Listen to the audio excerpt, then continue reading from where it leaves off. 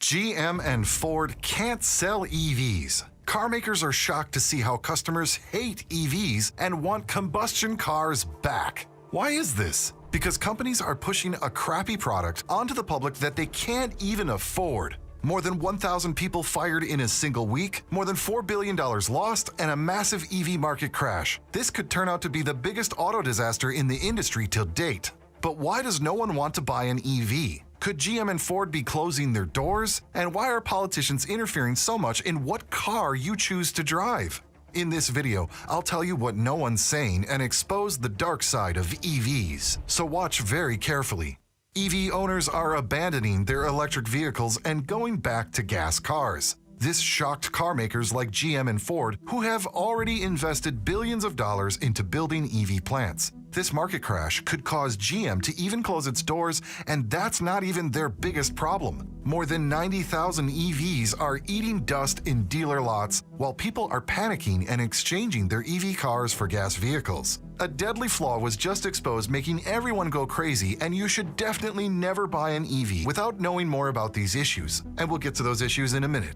All car owners are shifting to hybrids and ditching EVs. Let me throw some stats at you. From January to October 2023, a whopping 48.3% of gas car households who jumped back into the market went straight for a hybrid model. And get this, in October alone, this figure spiked to 49.9%, the highest for the year. In contrast, only 5.7% went for a battery electric vehicle. Now you might be wondering, why hybrids? What's so special about them? Well, hybrids are like the middle ground, the perfect compromise. They mix the old-school comfort of gasoline power with the eco-friendly benefits of electric. No range anxiety, no charging nightmares. They're like the Swiss Army knife of cars. And when you look at the price tag, hybrids are on par with gasoline models, while EVs are still hitting wallets hard. And who are these dealers in this hybrid revolution? Think Honda CR-V hybrid, Toyota RAV4 hybrid, and Honda's Accord hybrid. Ford and General Motors made a huge mistake and stopped listening to their customers, focusing only on EVs, and now they're on the verge of collapse. Ford is in such a dire situation that they're losing a jaw-dropping $36,000 on every EV they sell. That's right, they're practically giving away money with each car. CEO Jim Farley is begging the government to stop forcing them to make EVs. Meanwhile, over at GM, things aren't looking any rosier. They're laying off workers left and right, with over 1,000 people losing their jobs in a week. The company is in such turmoil that their CEO Mary Barra is making one desperate decision after another, refusing to lower prices and choosing to focus only on, get this, luxury EVs, thereby hurting the common man even more.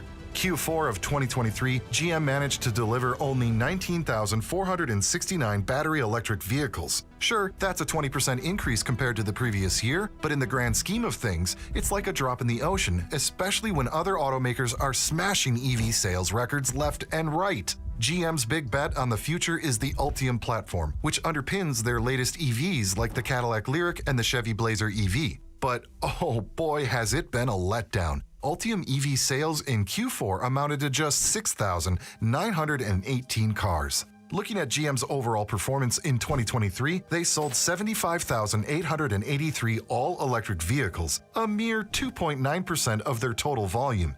And guess who's carrying the team? Yep, the soon-to-be discontinued Bolt models, with a record 62,045 sales. The Ultium platform, however, contributed to only 13,838 units to the total. So why is this happening? Why are these automotive behemoths struggling to sell EVs? Trust me, once you know all 5 reasons, you might never want to buy an EV ever. Let's break it down. First, there's the price. The average monthly payment for a hybrid is way lower than an EV, so that's a no-brainer. Why pay more when you can have the best of both worlds for less? Second, there's the issue of practicality. EVs are still seen as a luxury, not a necessity. They're great if you've got the cash and live in a place with loads of charging stations, but for the average Joe and Jane, hybrids make more sense. And then there's the political side of things. Governments, especially in the US, are pushing hard for EVs. They're setting ambitious targets, rolling out incentives, the whole 9 yards.